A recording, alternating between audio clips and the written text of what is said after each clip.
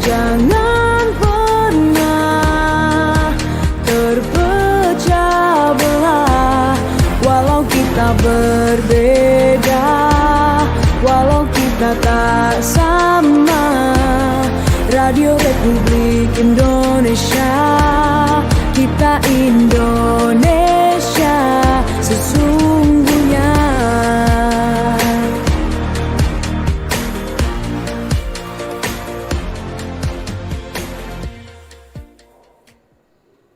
Baik, selamat pagi untuk Anda pendengar Radio Republik Indonesia. Senang sekali kami hadir menyapa Anda di Sulut Bicara, di mana saatnya Anda menyampaikan aspirasi Anda untuk bagaimana kita memajukan daerah. Pagi ini kita membahas terkait dengan Sulut Perkuat Toleransi Beragama. Ini kita selaraskan dengan program pemerintah pusat juga ya. Arahan dari Presiden untuk kita menjaga situasi di daerah lewat toleransi beragama. Walaupun memang kalau kita melihat pada kondisinya yang sebenarnya di Sulawesi Utara, ada beberapa kali yang ini membuat kita sedikit ya kurang mengenakan di daerah kita karena memang terganggu sedikit begitu terkait dengan kerukunan umat beragama. Tapi semuanya itu bisa teratasi karena kita ketahui bersama bahwa di Sulawesi Utara yang namanya toleransi beragama ini kuat, dan ini juga menjadi gagasan dari Gubernur Sulawesi Utara, diselaraskan juga karena sesuai dengan arahan bahwa budaya kerukunan umat beragama atau toleransi ini sudah menjadi budaya sejak lama di Sulawesi Utara, dan ini memang terbukti bahwa Sulawesi Utara beberapa kali mendapat penghargaan sebagai daerah toleran di Indonesia. Bahkan juga di dunia sudah banyak yang kenal, sehingga ini berdampak baik untuk berbagai sektor lainnya seperti di bidang pariwisata, ekonomi, dan juga hal-hal yang bersifat bagaimana kita melindungi hak asasi manusia kita sendiri lewat kita perkuat toleransi beragama. Sudah bersama dengan kami Kepala Kantor Wilayah Kementerian Agama Sulawesi Utara ada Pak Ulias Taha. Selamat pagi Pak. Ya, selamat pagi. Iya, Pak Kanwil, kalau kita berbicara tentang toleransi beragama ya, tentu ini sudah lama, sudah tidak asing lagi di Sulawesi Utara. Kalau Ya, Gubernur betul. sudah mengatakan ini menjadi budaya. Betul. Seperti apa juga yang akan dilakukan oleh Kementerian Agama, apalagi kan baru-baru ini saya sedikit mengutip dari yang Hari Bakti Kementerian Agama di tanggal 3 Januari 2026 terkait dengan toleransi umat beragama ini yang terus diperkuat, begitu Pak. Betul, terima kasih. Selamat pagi semua. Assalamualaikum warahmatullahi wabarakatuh. Salam kebajikan. Salam Widi Tontiang. Om Swastiastu, Namo Buddhaya. Ini biasa sapaan kita pada umat beragama. Salam dari semua agama. Saya ingin menyampaikan apresiasi untuk RRI hari ini mengangkat tema tentang Sulawesi Utara menjaga kerukunan. Dan memang betul bahwa Sulawesi Utara ini sampai hari ini dikenal dunia, tidak hanya dikenal di Nusantara, tetapi di dunia, bahwa kita memiliki falsafah Torang Sama Basudara. Torang Sama Basudara dalam pengertian bahwa kita ini adalah bersaudara tanpa membedakan agama, suku, ataupun etnis. Sehingga ini yang menjadi budaya dan falsafah di Sulawesi Utara. Kemudian ini telah membuat Sulawesi Utara dari dulu itu memiliki kearifan lokal. Kearifan lokalnya itu apa yang disebut dengan sebuah organisasi BKSAUA, Badan Kerjasama Antar Umat Beragama. Ini yang lebih memperkuat kita di Sulawesi Utara semakin rukun dan semakin toleran. Sebelum pemerintah mengeluarkan surat keputusan bersama Menteri Dalam Negeri dan Menteri Agama tentang FKUB yang kita kenal sampai hari ini, itu di Sulawesi Utara sudah memiliki yang namanya organisasi BKSAUA yang menjaga kerukunan. Ini luar biasa. Sejak masih Gorontalo bersama-sama dengan kita sampai hari ini pun Gorontalo sudah berpisah, tetapi tarikan energi hubungan antara kedua daerah yang meskipun dari agama berbeda tetapi luar biasa hubungannya. Sampai hari ini antara Gorontalo dengan Sulawesi Utara tidak pernah terpisah dari akar persaudaraan itu. Inilah yang kemudian selalu memperkuat daerah Sulawesi Utara tetap terkenal dengan daerah yang kerukunan, daerah yang toleran. Kita juga tidak bisa menafikan kemudian ada kejadian-kejadian kecil yang sifatnya mencederai begitu ya Pak? Atau saya kira bukan mencederai, tetapi ini sebuah tantangan bagi kita bahwa sesuatu yang rukun itu bukan berarti kemudian tidak ada kejadian-kejadian yang bersifat ada unsur agama, unsur ras dan seterusnya. Tetapi bagaimana kemampuan kita untuk mengatasi ketika sesuatu itu terjadi. Nah, ini yang luar biasa di Sulawesi Utara. Nah, maka oleh sebab itu hari ini pun RRI telah mengambil topik misalnya surut perkuat toleransi beragama. Ini menunjukkan bahwa kita berusaha bahwa untuk membangun kerukunan, untuk menciptakan toleransi, ini tidak hanya menjadi tugas daripada elit-elit tokoh-tokoh ataupun pemerintah, tetapi ini menjadi gerakan kita bersama.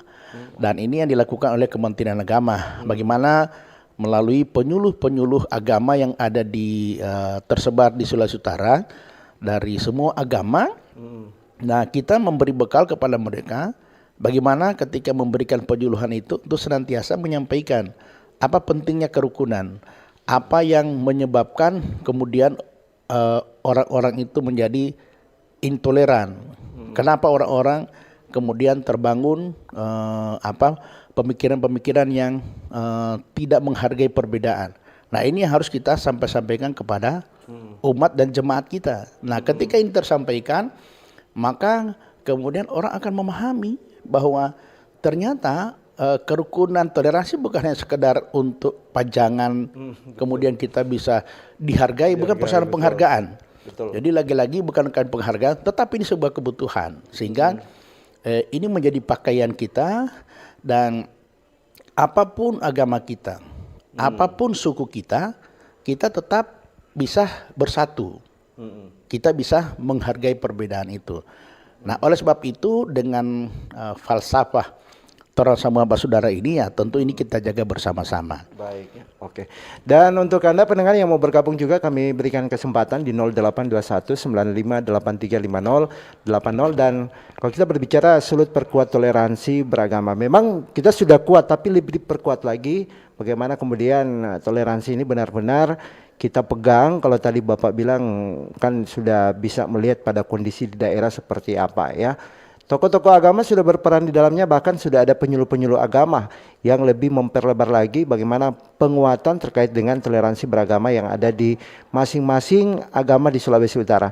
Nah, kalau kita berbicara tentang toleransi ya Pak ya, ini dari gedung-gedung maupun tempat-tempat ibadah di Sulawesi Utara terus berkembang, baik itu agama Hindu, Buddha, ada juga Kristen maupun Muslim, bahkan Konghucu juga. Ini di sini kan artinya ketika ada hari-hari besar, sama seperti baru-baru ini hari Natal, ini dari Kristen, ada yang dari agama lain seperti Muslim itu langsung bergerak menjaga situasi-situasi keamanan.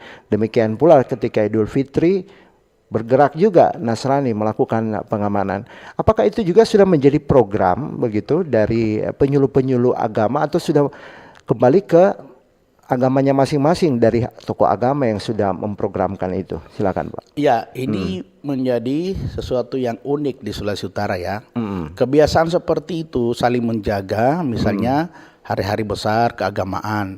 Kalau misalnya pada hari Natal kemarin kita lihat ada pemuda-pemuda Muslim yang menjaga gereja, mereka beribadah. Lalu kemudian kalau hari raya Idul Fitri itu ada orang-orang non-Muslim menjaga masjid, orang yang sholat dijaga. Kemudian begitu juga agama-agama lain. Ini yang unik itu adalah ini bukan sesuatu yang timbul dan lahir dari pemerintah atau dari tokoh-tokoh. Ini lahir dari masyarakat. Mereka ternyata sebelum kita menghimbau, mereka sudah melakukan ini. Nah, dan ini yang kita inginkan, sehingga kita tinggal mensupport. Ketika mereka melakukan gerakan menjaga rumah ibadah, nah lalu kemudian kita mensupport. Ini bukan dari kita lalu kemudian kita menghimbau mereka, tidak, karena sudah dilakukan.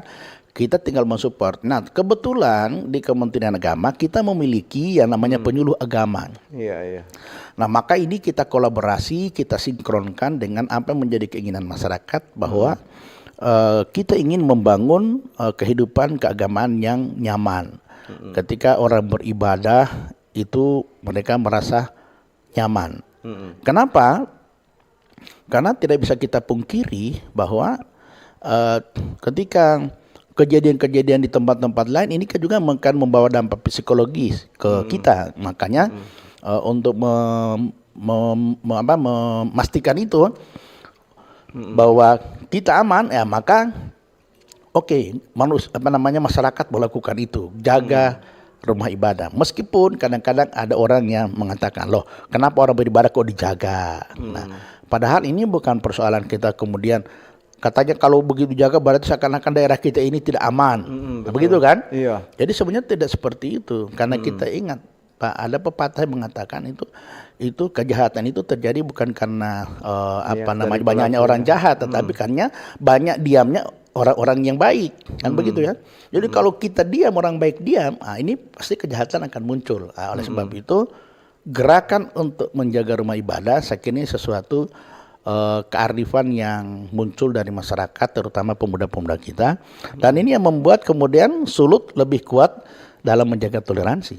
Baik, saya ini lebih menarik lagi ketika ke daerah lain, misalnya Jakarta begitu ya. Kemarin kan di hari Natal Jakarta dihebohkan dengan ornamen-ornamen Natal yang sedianya ini disiapkan oleh gubernur dan wakil gubernur yang ada di sana. Apakah itu juga sudah dilakukan Kementerian Agama dalam memperkuat? Misalnya di Sulawesi Utara ornamen-ornamen Natal di saat perayaan Natal, dan juga ketika hari perayaan Idul Fitri dengan ornamen ketupat dan lain sebagainya, Pak. Ya, ini bahkan yang tahun ini, ini secara khusus Menteri Agama atau Kementerian Agama itu melakukan perayaan Natal internal Kementerian Agama. Ini menunjukkan bahwa Kementerian Agama ini bukan milik satu agama, tapi Kementerian Agama itu milik daripada semua agama dan melindungi semua agama. Nah, kalau ini kemudian menjadi sesuatu hal yang tersampaikan kepada masyarakat dan masyarakat memahami itu, maka dukungan mereka terhadap Kementerian Agama itu akan jadi luar biasa. Bahwa Kementerian Agama boleh, kakaknya boleh Islam, tetapi pelayanannya tidak hanya kedar per kelompok Islam. Kakak Kemenaknya boleh Kristen, tapi dia tidak hanya melayani umat Kristen, tetapi melayani seluruh umat beragama. Nah, intinya adalah bahwa kemudian ada ornamen-ornamen agama, dan itu sudah menjadi kearifan kita. Jangankan untuk Islam, Kristen, tetapi kemarin kita saksikan ketika Konghucu melakukan hari rayanya, itu luar biasa itu ya, ornamen-ornamen, lampion, apa semua. Ini menunjukkan bahwa kita tidak melihat bahwa kelompok itu kecil atau besar, tetapi bagaimana kita memberi ruang kepada semua orang yang membutuhkan ruang itu. Baik, itu tandanya bahwa sebenarnya kalau kita melihat dari masyarakat Sulawesi Utara kan ini pluralismenya ini memang luar biasa juga ya.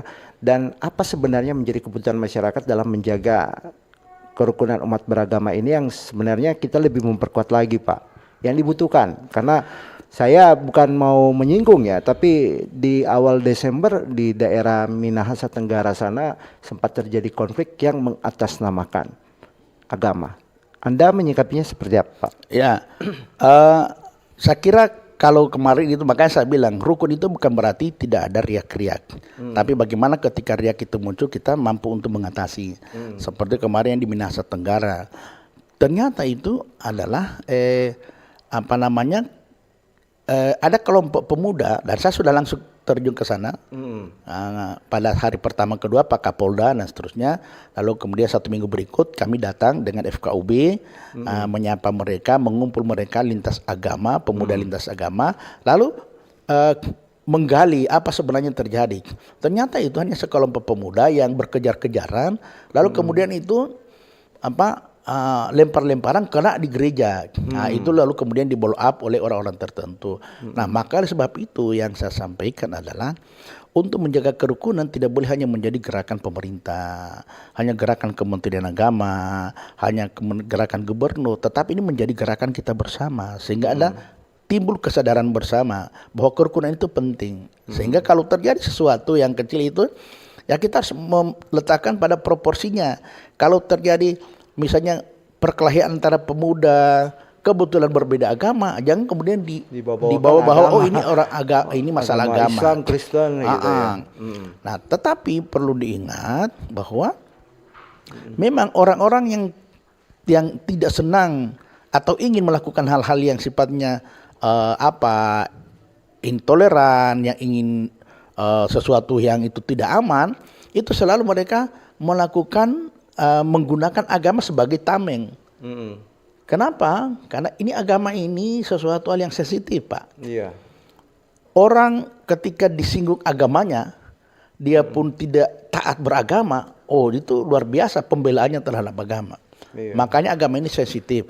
Kami dari Kementerian Agama sangat menjaga ini. Maka oleh sebab itu kami memiliki program.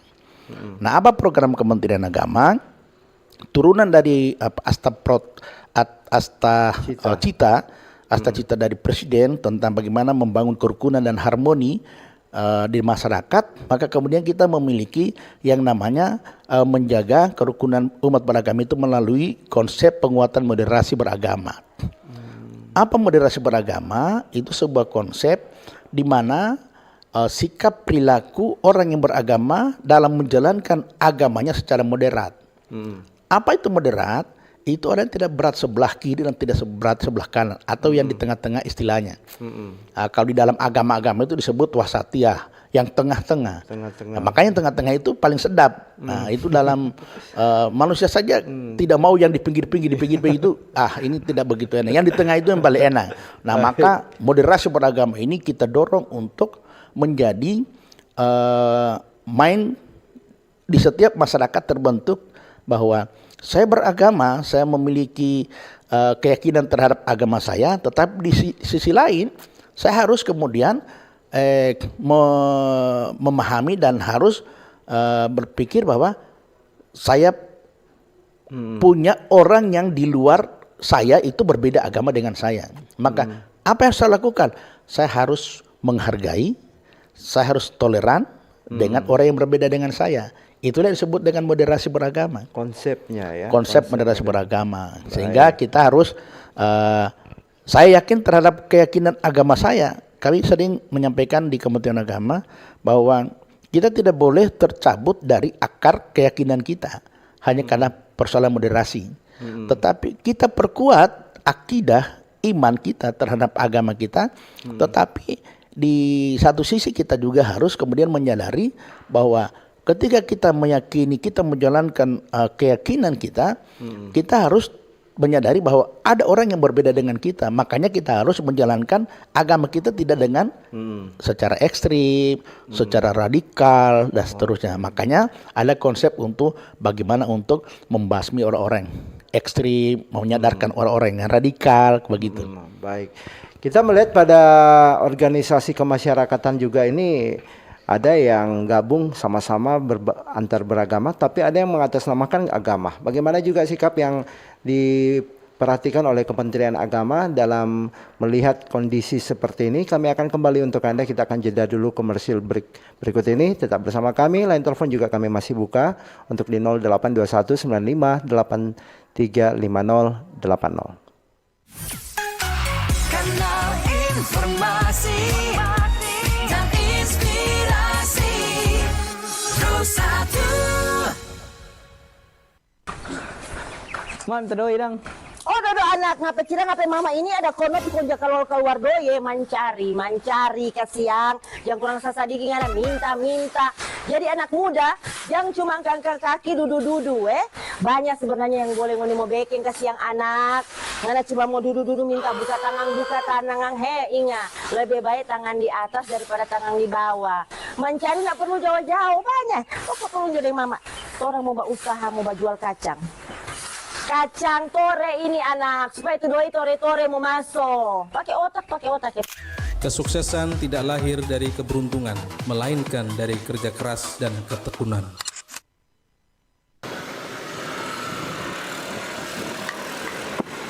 Astaga bukan main Nyong karena sini ngana Bukan main ngana ini buang-buang sampah sembarangan. Sampai desa ajar ngana begitu nih boleh begitu. Ngana ini jaga kebersihan. Kalau mantan boleh nggak buang Ada apa sembarangan. ini? Ada apa ini? Pas Pak. Coba ada lihat apa? ini generasi muda bagaimana ini Pak. Fasung-fasung, buang sembarang buang sampah. Sembarang buang sampah. Mana tuh sampah dia ada buang? sana, Pak, Coba saya. ambil tuh sampah. Rasa ngana. Adik, Biasa. mau sampaikan bahwa buang sampah itu ada tempatnya. Di sini disediakan tempat sampah. Jadi dilarang buang sampah sembarangan. Apalagi di wilayah tempat kita ini pemukiman masyarakat yang ada. Jadi betul ini apa yang disampaikan oleh Ibu ini. Dilarang buang sampah sembarangan di Kecamatan Languan Timur ini. Ya, boleh silakan buang sampahnya di tempat sampah. Ya.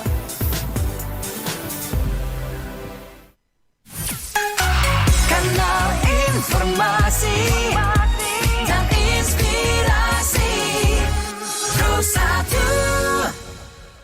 Berbicara tentang agama, banyak juga organisasi-organisasi agama yang berkembang begitu ya. Dan ini didata oleh pemerintah dan bahkan organisasi dari luar yang berkembang yang ada di daerah sendiri. Kalau kita melihat pada kondisinya di sini ada Laskar Manguni Indonesia, ada juga Brigade Manguni Indonesia, ada juga dari Ansor dan lain sebagainya. Ini kan banyak organisasi-organisasi yang mengatasnamakan agama. Tetapi pada kondisinya ada yang benar-benar sifatnya tentram, tidak radikalisme, ada juga yang bersifat radikalisme. Kemarin kami juga sempat membahas dengan Densus 88 terkait dengan organisasi-organisasi keagamaan yang berkembang yang sifatnya ini radikalisme yang perlu diperhatikan oleh masyarakat dan diminta untuk mengawasinya bersama-sama.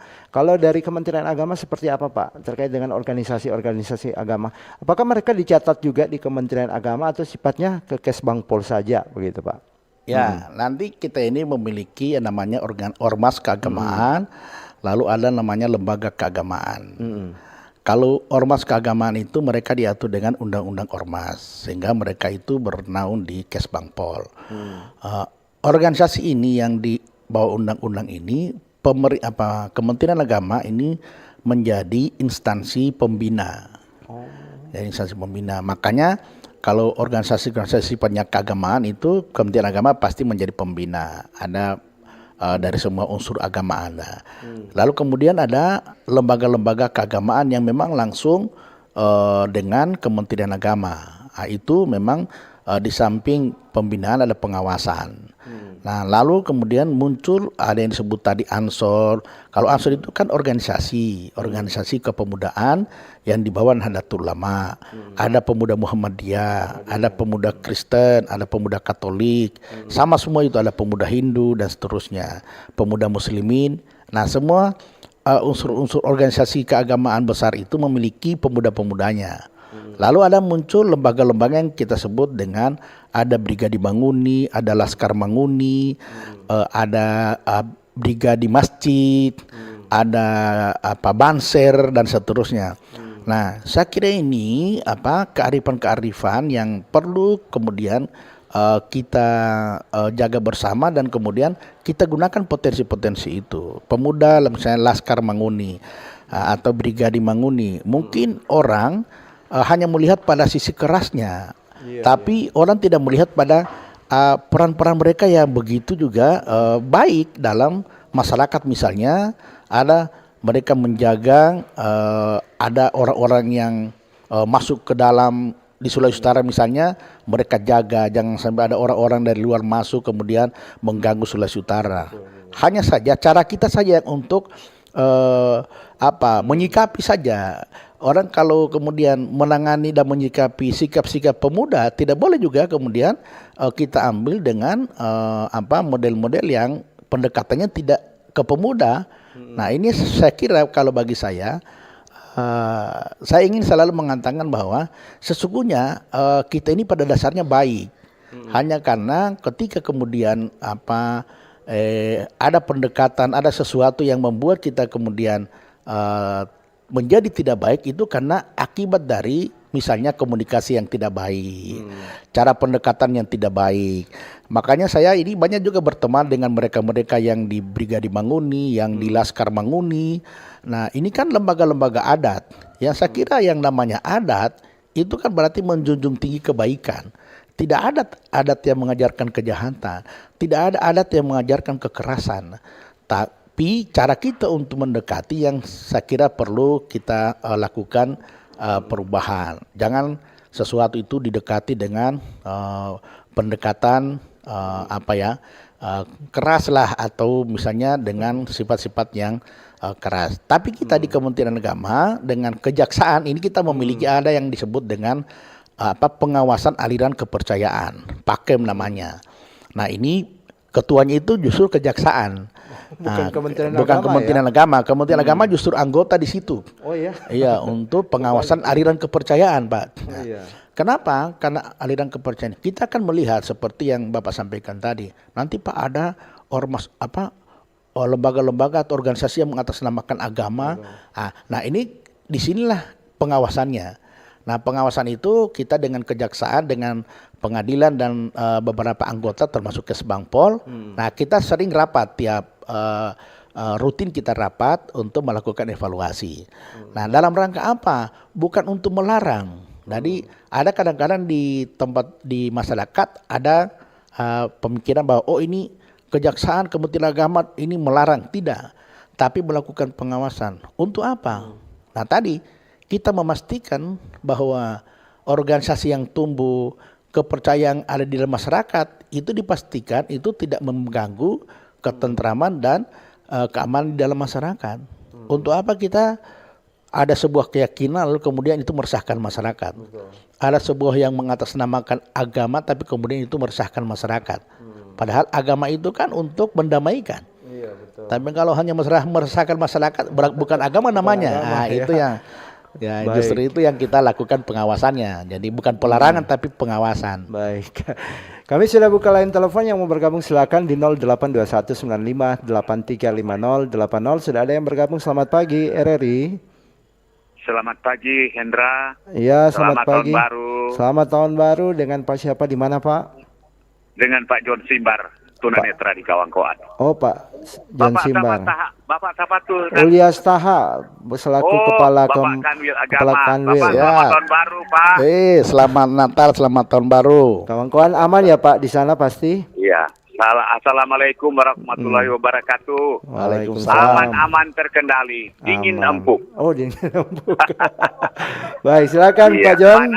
panas tapi dingin. Oke, baik. Ya, daerah Kawangkoan kan Iya. Taha Samarinto mohon dingin. Oke. Baik, silakan Pak John. Selamat tahun baru ya, sekali lagi Bapak. Saya kira betul apa yang Bapak katakan tadi. Tidak ada agama yang mengajarkan kejahatan. Cuma apa yang terjadi di Minahasa Tenggara, betul Bapak bilang tadi, pemuda-pemuda berkejaran. Mungkin orang salah lempar, ya salah sasaran, toh. Tapi karena ya itu gereja itu kan Pak Hendra di Perampatan itu di Watuline. Gitu. Watuline. Jadi tentu salah sasaran karena apalagi sudah minum toh, tahu kan anak-anak muda. Jadi memang itu Bapak Kanwil dulu memang dari dulu. Misalnya ada Idul Fitri, orang Kristiani yang menjaga. Demikian juga orang Kristen yang bernatalan, bertahun baru, orang Muslim yang menjaga. Jadi itu kerukunan dulu sudah dari dulu kala dari nenek moyang itu. Iya. Jadi kalau ada oknum-oknum yang melakukan kejahatan, itu tidak dibenarkan melalui agama. Cuma memang ada oknum-oknum yang seakan-akan menyulupi kerukunan di Indonesia, di Sulawesi Utara. Tapi tidak terjadi. Baik. Jadi apa yang Bapak katakan tadi betul, tidak ada agama yang mengajarkan kekerasan. Iya kan? Betul. Jadi Pak. baik itu kan seperti apa yang saya katakan tadi, kalau Muslim beridul fitri, Kristiani yang jaga, orang Kristen yang jaga. Kalau orang Kristen yang bernatalan, orang Muslim yang berjaga, itu Pak Kanwil saudari dulu itu. Betul. Jadi saya harapkan juga kepada tentu anak-anak muda memang harus diberikan sosialisasi kepada kaum milenial. Toh, Ya. supaya yang benar bagaimana yang benar, bagaimana yang salah, jangan berbuat begini, jangan berbuat begitu. Ya. Karena sudah diajak dengan miras, ya sudah. Iya. Yang penting Jadi, Kawangkoan tidak seperti itu ya Pak ya. bagaimana? Di Kawangkoan sana Oh, enggak. tidak seperti itu. Ya, kecuali ada riak-riak kecil. Hmm. Cuma Kalau semakan ini kacang so aman. sekalipun- Oh, mau datang Hendra? Iya, boleh juga kalau Iya. diundang Pak Kakanwilnya juga Hendra. di sana.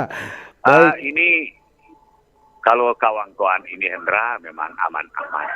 Jadi sekarang kan Hendra Iya. sudah dibuka kembali Bapak Kakanwil kawan-kawan Mbak Ombong. Oh iya, Iya. apa nih Om Di Bong? jualan-jualan di terminal. Oh siap. Itu kan satu kegiatan yang bagus toh. Iya, baik. Dan terakhir Hendra, Hmm. saya mengusulkan ya atas nama saya pendengar pribadi supaya tuh Mbak Ober diaktifkan. Oh iya. Karena itu Mbak Baik. Ober Hendra mengingatkan kepada orang-orang yang atau Pak Jan, memberikan nanti itu ada apa lanjutan ya kalau terkait dengan program karena memang Ya. kita masih dalam melakukan penyesuaian untuk di tahun 2026 dan juga penganggarannya. Baik. tapi ini cuma memang usul Bapak Hendra. Baik. Ini memang ini banyak pendengaran yang usul Pak kita. Karena kalau soalnya ada Mbak Ober, Oke. langkah mundur untuk Oke. pendengar. Baik. Pak Jan, terima Dan kasih sekali banyak lagi, waktunya. Sudah bersama-sama Belian, dengan RRI, Pak Pak. Taha, Siap. terima kasih ya. Ya. Tuhan Yesus memberkati. Makasih, Pak John, makasih. Assalamualaikum warahmatullahi wabarakatuh. Waalaikumsalam. Salam. Damai di hati ya. Terima kasih banyak Pak John yang ada di Kawangkoan, Pak John Simbar. Dan Pak John ini juga memberikan masukan untuk kita ya. Atau ada yang mau disikapi Pak Kakanwil terkait dengan ini ternyata bukan dipicu karena mau dari unsur misalkan keyakinan tapi karena ya namanya sekarang kan namanya perkelahian itu bukan mengatasnamakan agama tapi karena emosi atau karena memang ya minum-minuman tadi Ya, makanya mabuk-mabuk. ya, makanya betul Pak John. Tadi sudah juga kami sampaikan, bahkan saya sudah turun ke sana. Saya kebetulan 2010 saya kepala kantor Kementerian Agama di sana di Minahasa Mitra. Tenggara. Oh. Sehingga, Bapak lebih tahu juga paham di sana ya saya situasinya. Bukan sangat tahu tapi sedikit tahulah tentang orang-orang Minahasa Tenggara itu tidak seperti yang dibayangkan orang, oh ini mereka berkelahi antara agama, tidak seperti itu. Tadi juga sudah diperkuat oleh Pak John bahwa ini memang betul-betul antar perkelahi antar pemuda lalu kemudian salah lempar. Tapi ada yang menarik sebetulnya. Kenapa ketika orang berkelahi atau ada kejar-kejaran kemudian kena rumah ibadah? Ini menunjukkan bahwa di Sulawesi Utara ini banyak rumah ibadah, kan begitu ya. Coba Iya, kalau segi daerah positifnya ya, iya, Pak. positifnya itu. Di daerah lain orang berkejaran tidak akan kena rumah ibadah karena tidak ada rumah ibadah. Ini kan begitu ya. Iya, betul. Jadi itu yang menarik bagi kita. Oh, ternyata di Sulawesi Utara, kenapa kok orang 100 meter kok kena rumah ibadah? Di sana lagi kena. Karena memang banyak rumah ibadahnya.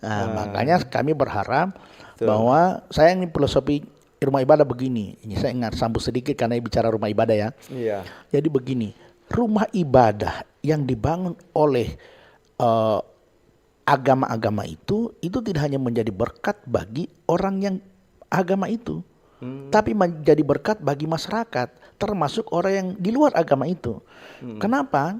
Contoh, ketika orang membangun gereja di tempat itu, maka gereja itu pasti akan digunakan untuk pembinaan rohani bagi masyarakatnya, termasuk tentu pemuda-pemuda dan anak-anak.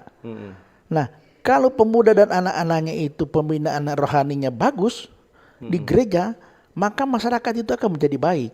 Nah, kalau masyarakat itu menjadi baik, maka dia tidak hanya memberi berkat kepada orang Kristen, tetapi juga bagi orang Muslim yang di sekitarnya. Kebaikan itu akan bisa Lebih menonjol. sebagai dinikmati oleh orang Islam. Coba mereka kalau tidak ada gereja di situ, mereka jadi jahat. Kejahatan itu akan juga akan kemudian didapatkan oleh orang bukan orang Kristen. Karena kalau orang jahat itu tidak melihat siapa yang beragama dengan saya, bukan itu. Tapi siapa orang jahat itu di mana saja dia bisa menjadi galak. Nah, maka rumah ibadah bagi saya masjid tidak hanya menjadi berkah bagi orang muslim, tetapi juga menjadi berkah bagi masyarakat di sekitaran masjid. Gereja tidak hanya menjadi berkat bagi orang Kristen, tetapi juga menjadi berkat bagi masyarakat sekitarnya termasuk yang non-Kristen. Baik. Ini ada budaya pasiar juga, ini yang salah satu yang menonjol di sini. Akhirnya kerukunan ini kelihatan nampak begitu ya Pak. Cuma budaya pasiar ini ada yang dulu kita berikan masukan. Jangan terlalu kasih banyak itu yang apa bikin apa namanya, kalau sudah keluar kung so agak miri-miri sedikit kan. Tikus juga di daerah ya.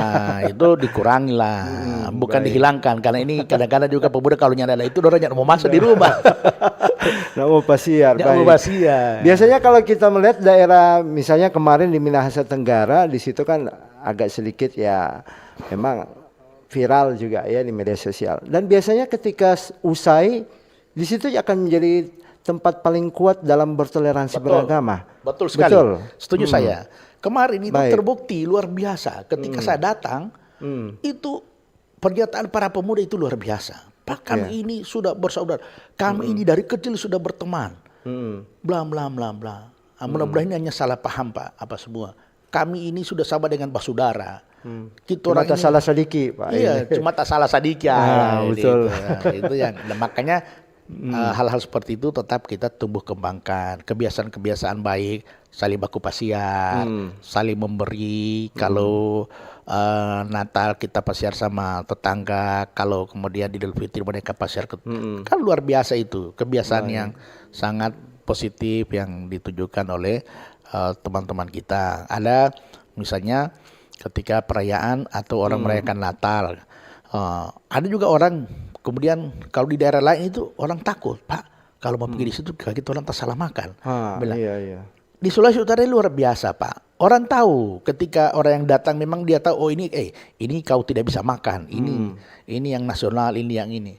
Di tempat lain itu ya kadang-kadang tidak tahu membedakan yang mana yang halal yang bisa dimakan oleh semua orang, ada yang bisa tidak dimakan oleh semua orang. Adik kita bahkan yang di Kementerian Agama Pak Hendra ini kebiasaan kami yang cukup luar biasa bagi saya, ini sebuah hal yang luar biasa. Misalnya saudara-saudara kita Kristiani, kepala kantor yang Kristen itu ketika kemarin juga merayakan Natal mengundang Kementerian Agama, karena di situ ditahu bahwa juga ada Muslim, maka mereka itu tidak pernah menyiapkan makanan yang disiapkan oleh tuan rumah, tetapi di catering. Dan cateringnya itu catering yang Muslim.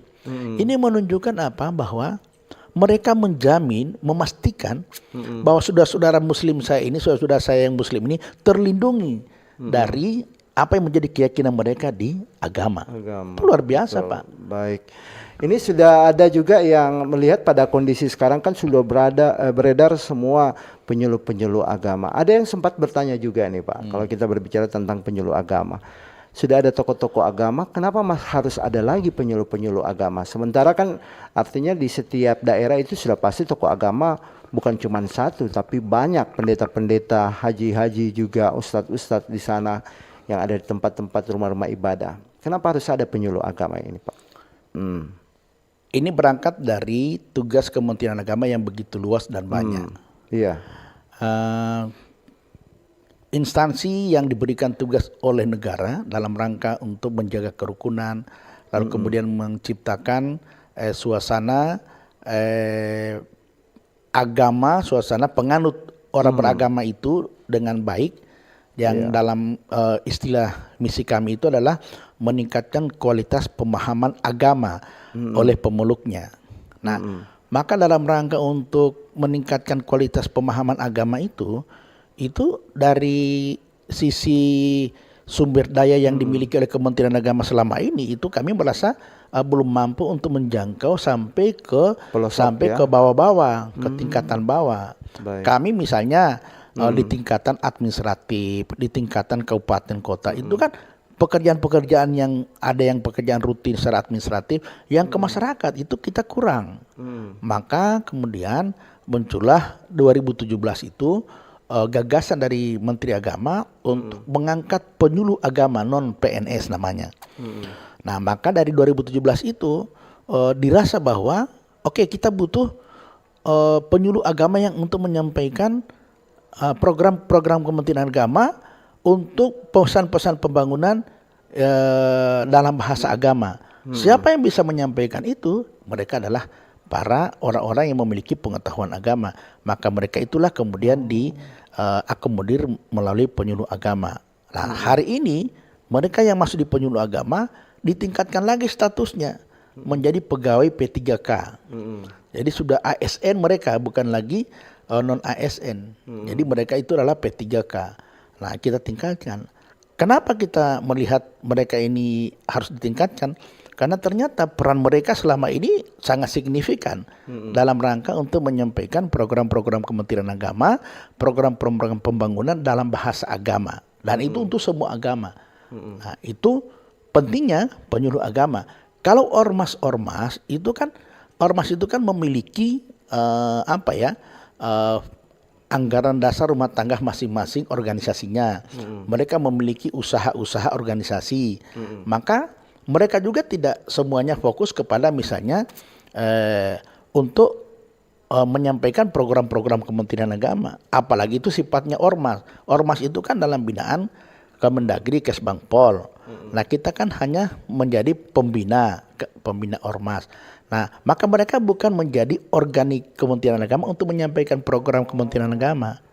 Maka yang menjadi organik Kementerian Agama dalam rangka untuk membantu Kementerian Agama menyampaikan program-programnya ke bawah, itu lebih tepat adalah penyuluh agama. Oke, baik. Itu sudah bisa dipahami ya bagi Anda pendengar bagaimana peran dari penyuluh agama ini dan kenapa penyuluh agama akhirnya ada di samping kita sekarang ini.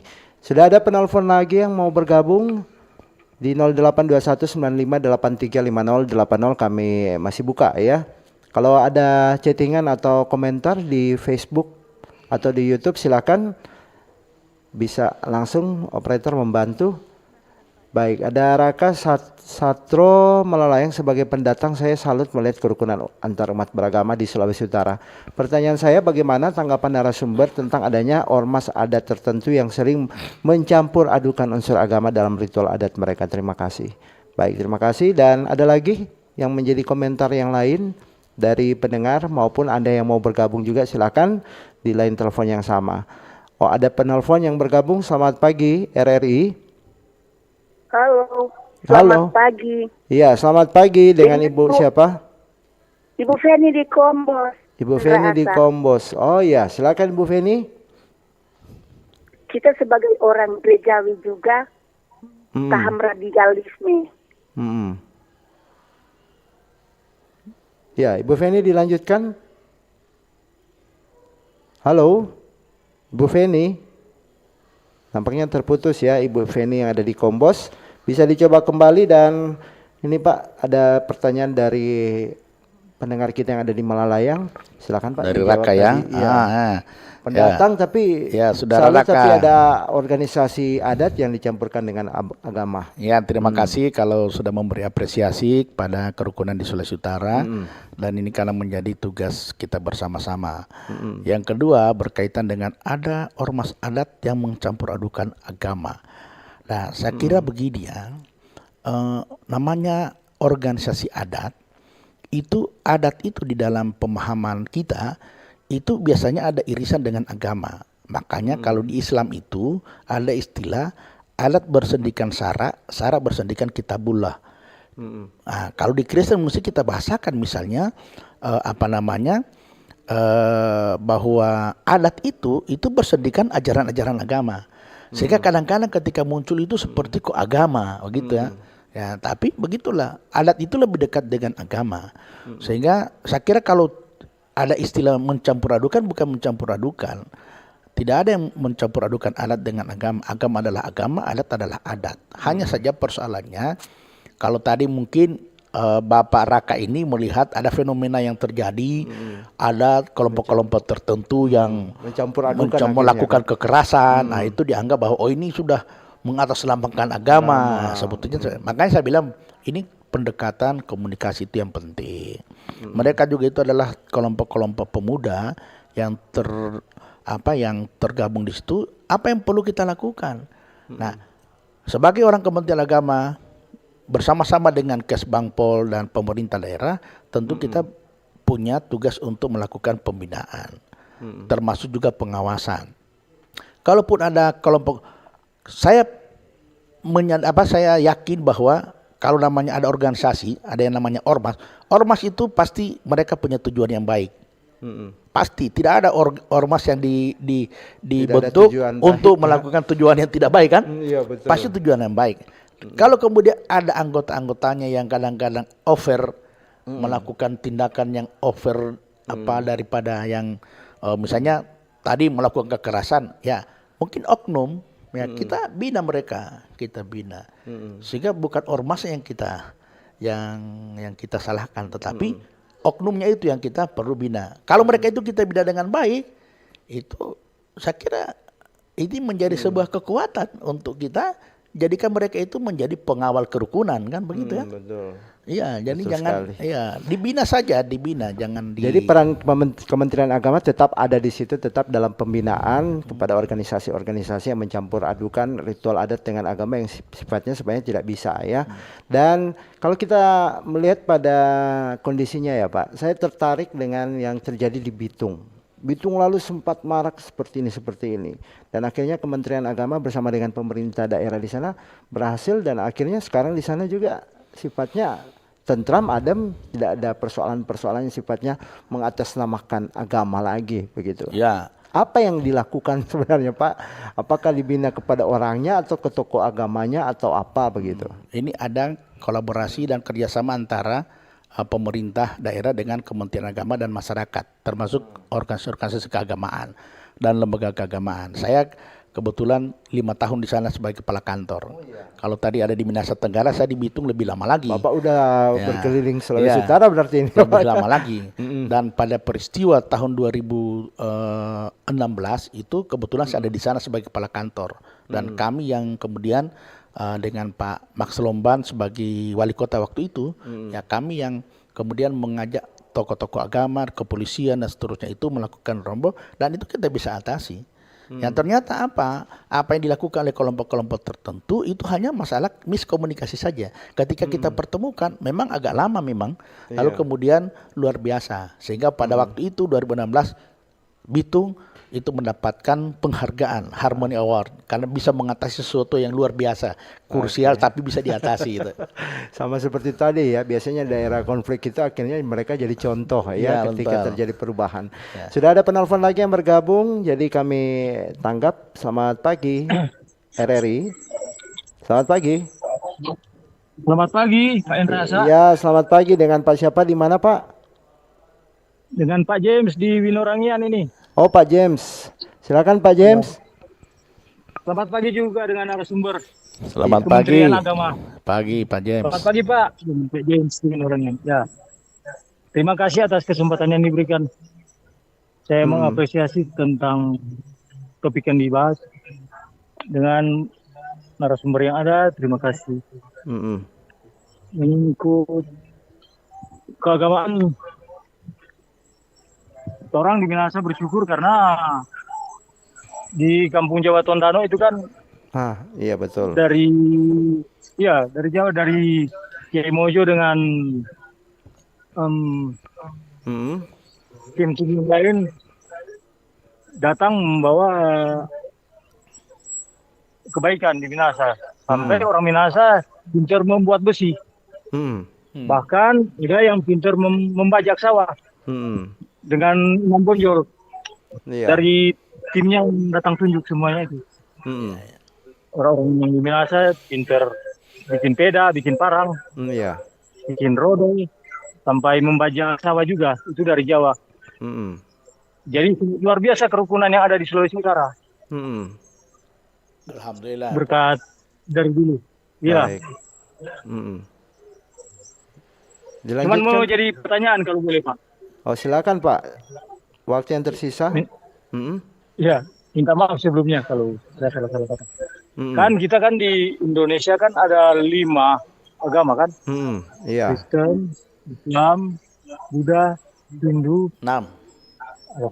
6 agama bertambah dengan Konghucu 1 ya. Benar. Iya. Kenapa tiap-tiap agama ini tidak ada menteri? hanya satu menteri agama saja. Oke. Baik. Ya, itu yang menjadi pertanyaan. Baik. Terima kasih Pak Dan James. kedua, Oh, ada juga. ya, terima kasih. Silakan. Oh iya, terima kasih Pak. Bapak. Iya, Pak James, kami sudah tangkap ya satu pertanyaannya. Kenapa hanya satu menteri Ya, tidak Pak ada James, 6 menteri? supaya ini tidak bias, nanti saya jawab sama Pak Ah. James ya. Jadi Pak James itu di Kementerian Agama itu namanya Kementerian Agama. Kemudian di bawahnya itu ada namanya Direktorat Jenderal Semua Agama. Jadi tidak Menteri Agama-agama tetapi Menteri Agama, lalu kemudian di bawahnya ada urusan-urusan agama diurus oleh agama masing-masing. Ada namanya Dirjen Bimas Islam, ada Dirjen Bimas Kristen, ada Dirjen Bimas Katolik, Hindu, Buddha, dan bahkan ada sekarang ada Kapus Konghucu.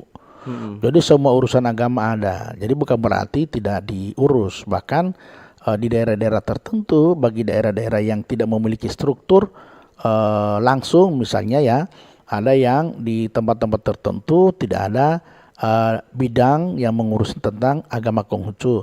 Tapi bukan berarti orang Konghucu tidak bisa kita layani. Tetap kita layani. Orang melayani itu boleh Islam, tetapi layanannya harus diberikan. Jadi memberikan pelayanan kepada masyarakat itu tidak harus sama-sama agamanya. Tetapi pastikan layanan keagamaan itu bisa diterima oleh mereka yang butuh layanan. Contoh, ketika orang butuh beribadah, butuh misalnya buat KKR. KKR itu misalnya harus punya izin. Nah, izin itu rekomendasinya harus ada dari Kementerian Agama. Nah, bukan berarti kemudian KKNU-nya orang Islam lalu tidak boleh merekomendir orang yang buat KKR. Nah, boleh KKNU-nya sebagai orang yang tidak seagama, tetapi secara administratif kita harus memberikan pelayanan yang sama. Nah, Ada itu Bimas maksudnya. Kristen juga yang Ada Bimas Kristen, ada Hindu, ada Buddha. Jadi itu Pak James. Makasih Pak James ya. Oke. Di 7 menit lagi terakhir ini kita melihat pada penguatan toleransi beragama di Sulawesi Utara. Saya suka sekali terkait dengan toleransi ini karena di hari Natal maupun Idul Fitri memang kelihatan sekali saling baku pasiar ini identik sekali dengan masyarakat Sulawesi Utara, dan akhirnya di situ muncul yang namanya kerukunan umat beragama lebih tonjol. Kita berbicara tentang perkuat toleransi beragama, dan kita melihat pada kondisinya Sulawesi Utara sekarang aman-aman tanpa ada lagi konflik, semua berjalan dengan baik. Sekarang kita sudah masuk urutan keberapa nih Pak? Ya, Untuk kalau untuk kerukunan Sulawesi umat Utara, beragama. kita Sulawesi Utara alhamdulillah Manado pada untuk indeks toleransi umat beragama kita masuk pada urutan ke-9. Tetapi itu tahun 2025 kemarin, penilaian 2024. Pada 2025 akhir kita mendapatkan Harmony Award untuk 2 daerah, Manado dan Minahasa. Nah, kemudian sebetulnya kita pada kemarin itu termasuk Minahasa Utara, Tomohon itu semuanya bisa dapat, tapi kemudian ada sedikit clash yang terjadi itu, ada miskomunikasi yang terjadi itu sehingga kita hanya 2 yang dapat. Dan hari ini Sulawesi Utara masih tercatat menjadi orang yang paling toleran di Indonesia. Orang bertanya, Pak, kenapa turun dari ada yang pernah pertama, kedua, ketiga, dan ke-9? Saya punya penyampaian begini, sebenarnya simple.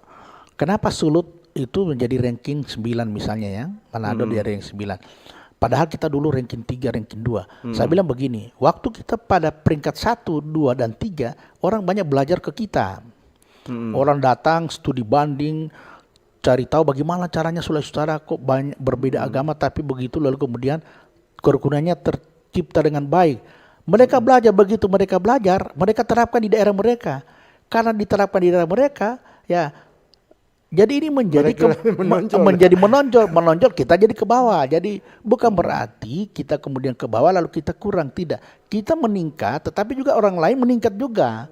Siapa juga yang mau jadi ke belakang lagi. Dan mereka belajar. Mereka kenapa meningkat? Karena belajar dari kita. Jadi kita bersyukur. Karena belajar dari Sulut mereka jadi meningkat. Gitu. Baik. Dan tidak selamanya memang kita akan berada di tempat yang sama terus ya Pak ya. Betul. Tidak enak juga di tempat yang sama ya. Jadi harus tetap tempat yang berbeda. Oke, baik. Dan kita akhirnya menjadi pilot projectnya untuk mereka ya. Mereka jadi meningkat begitu. Baik. Pesan terakhir kepada masyarakat Sulawesi Utara terkait dengan toleransi beragama seperti apa supaya benar-benar selaras dengan cita dari Presiden dan juga Gubernur Sulawesi Utara yang mengatakan bahwa toleransi Sulut itu budaya lagi, bukan sebagai sifatnya perkataan saja begitu. Silakan Pak. Ya, terima kasih. Jadi toleransi itu tidak sekedar menghargai, tidak hanya sekedar memberi pengakuan. Itu kan toleransi kan kita identikan bahwa oh kita menghargai itu toleran, kita mengakui perbedaan itu toleran. Itu tidak sekedar dua itu, tapi lebih dari itu adalah toleransi itu adalah memberi ruang kepada orang yang berbeda. Jadi kalau saya dengan Pak Hendra berbeda, itu sudah keniscayaan memang kita berbeda.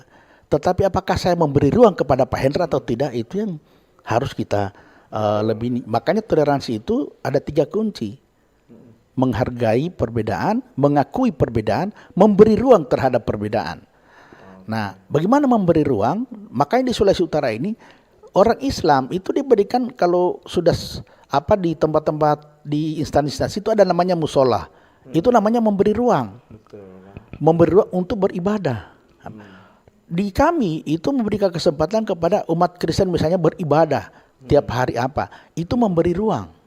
Nah, makanya toleransi itu mari kita memberi ruang. Yang kedua, ini toleransi itu kan berkaitan dengan agama. Nah, agama ini masih mari kita perkuat, Pak. Bagaimana cara menguatkan agama dan dalam rangka apa kita menguatkan agama ini? Jadikanlah agama itu memang betul-betul menjadi ajaran yang bisa mendatangkan kedamaian. Agama jangan kemudian ditonjolkan, justru perbedaan agama akan menjadi sumber konflik. Nah, ini yang harus kita ajarkan kepada masyarakat. Kenapa? Karena dikhawatirkan Pak, kalau kemudian ini agama itu selalu diidentikan untuk menjadi pemicu konflik, pada satu saat anak cucu kita nanti mereka tidak mau beragama. Oh, kalau agama hanya untuk menjadi pemecah konflik, mending saya tidak perlu beragama. Nah, ini dikhawatirkan. Maka tugas kita sekarang ini adalah bagaimana bisa menguatkan kepada para anak-anak kita, kepada generasi kita, bahwa pentingnya beragama itu ini bukan hanya untuk dunia, tapi dunia dan akhirat. Kalau mereka betul-betul kuat dalam beragama, memahami agamanya, kualitas pemahaman agamanya baik, maka pasti mereka akan baik dengan orang yang berbeda dengan mereka. Baik. Oke, luar biasa ya. Dan mungkin saya bisa mengusulkan yang paling terakhir ya Pak. Sulawesi Utara dikenal dengan kerukunan umat beragamanya. Apakah ada suatu tempat ikonik khusus untuk melihat inilah kerukunan umat beragama? Atau hanya berindikator pada desa kerukunan, banyak Pak, kecamatan kerukunan dan lain sebagainya? Ya, memang simbol-simbol itu penting juga. Kita ada simbol di Kanonang, Bukit Kasih. Lalu kemudian kita sekarang ini punya kampung moderasi, punya kampung kerukunan, punya kelurahan toleransi, kelurahan kerukunan. Itu ada di Manado sudah 3 kecamatan. Nah, ini di tempat-tempat lain kita ada desa kerukunan yang kita sudah. Nah, ini kita harapkan meskipun ini adalah sebuah simbol, tetapi dengan itu kemudian kita ada kekuatan bersama dan gerakan bersama untuk menciptakan daerah itu betul-betul sesuai dengan namanya. Kampung kerukunan harus rukun, kampung toleran harus toleran, karena gitu ya. Baik. Ya, kalau gitu. Ini akan menjadi aset wisata budaya juga ya, iya, wisata betul. religi yang ada di Sulawesi Utara. Karena saya sendiri tertarik di Minahasa Utara, di sana ada Konghucu kalau tidak salah yang membangun vihara di sana. Konghucu atau Hindu ya Pak? Hindu, ada patung banyak iya, itu. Ada Buddha, Patung Buddha 163 kalau tidak salah saya itu. Itu sudah menjadi aset budaya di daerah, padahal itu berprinsip ada agama di situ yang ternyata bisa memberi dampak positif. Itu namanya memberi ruang. Betul sekali.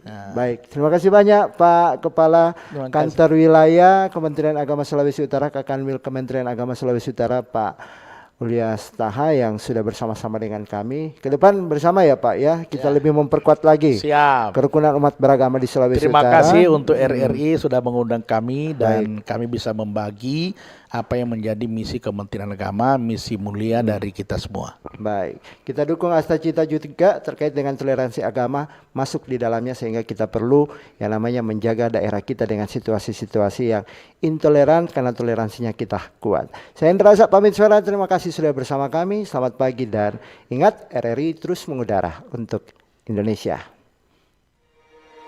Bersatulah